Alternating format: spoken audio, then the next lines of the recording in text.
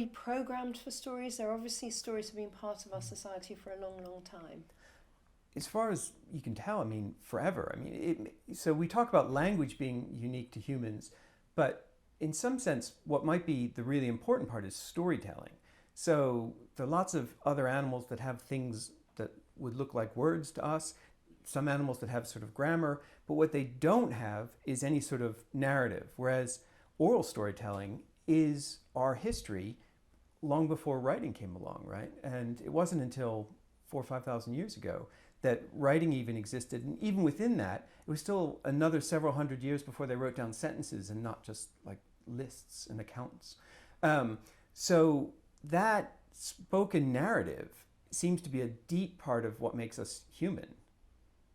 And can you just tell me about this immersion theory of stories? What's happening there? So the idea there is just simply that you're not just passively consuming stories in whatever form. When you listen to a story and are engaged by it, or when you watch a story and are engaged by it, you are going through this mental simulation. You put yourself in the story. You know, it's this idea of putting yourself in someone else's shoes. Stories are really good for that. And it's very hard to do that in other circumstances. If you just say, well, imagine what it's like for poor Tim at the moment, that's challenging. Whereas if you can tell Tim's story to someone, they almost can't help but imagine being in Tim's shoes. And that immersion is probably what's the real key to engagement. And what's fascinating is it means that you sort of live that experience. I mean, and we see that in people's brains, and we can see that to some extent in their behavior as well. So how do you see that in people's brains? So there's some really interesting work done where we put people in a brain scanner and just ask them to tell a story. And then we put people in the brain scanner and ask them to listen to that story. And what you see is that the patterns of activation in the storyteller's brains are actually then mirrored in the people who are listening to the story. So it's as if their brains are recreating the story as if it was told in the first person. So they're telling the same story and the same parts of their brain are lighting up. Yes, exactly. That's really interesting. And then how about what's happening on a chemical level in our brains? Well, that's a lot. So there are different aspects. So some of it's related to your reward system in the brain. So there are parts of stories that are more or less rewarding. And reward is often encoded by a chemical called dopamine in your brain.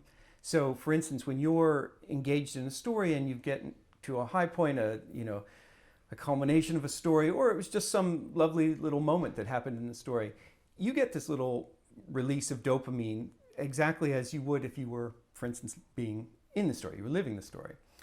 But dopamine is only one of the chemicals involved.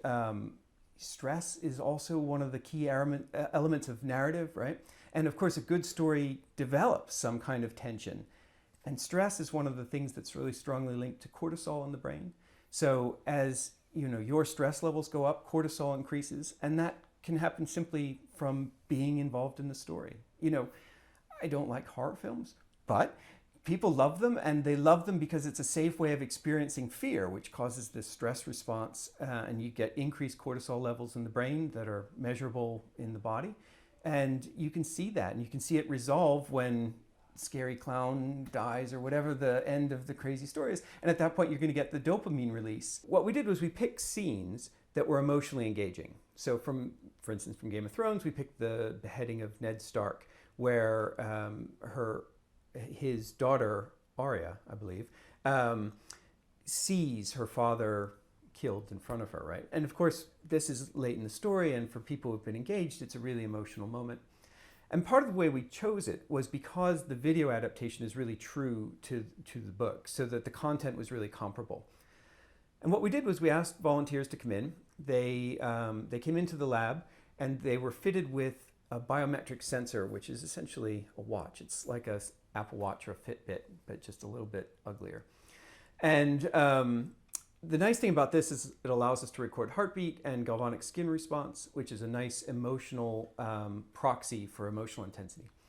And all that we asked them to do was to listen to this scene, or for instance, watch the scene as a video, and nobody would do both. So if I came in, I might listen to the scene, whereas the next person who came in may see it as a video, and we would compare between people.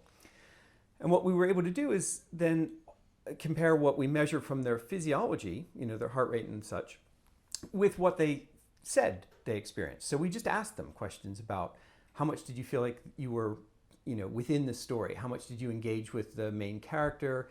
How much was that point of view perspective something that you could identify with? How much attention did you pay? Basic questions about engagement.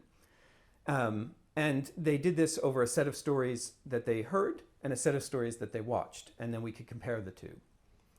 What we found was that when people just told us what they felt, videos win hands down, right? They definitely felt that they engaged to a greater extent with the videos than the audiobooks. And this was fascinating because this is obviously the way they're going to make consumer decisions. So if you go out and buy the story, I'm going to go watch the HBO adaptation versus buying the book or listening to the audiobook because I felt like I'm more engaged by it. But what was remarkable was that we see exactly the opposite in their physiology. That is to say, they show stronger heart rate, like their heart rates are higher on average by about 2 beats a minute, and their higher highs and lower lows, which is consistent with greater emotional amplification.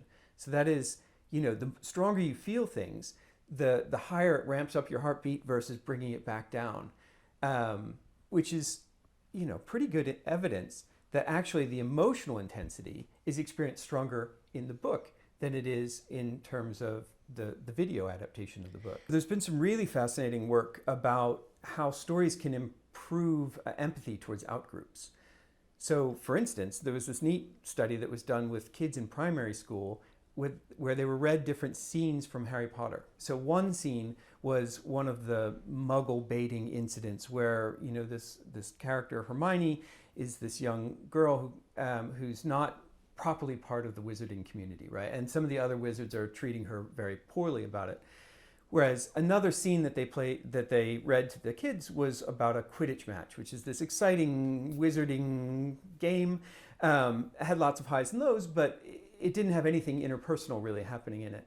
And what was fascinating was afterwards, if you asked children about their ideas about immigrants and whether or not they should be entitled to be, for instance, in schools with the kids are a lot more tolerant towards immigrants after listening to the sort of muggle baiting incidents than they are relative to the Quidditch, even though the storytelling is, it's all the same author and all the rest.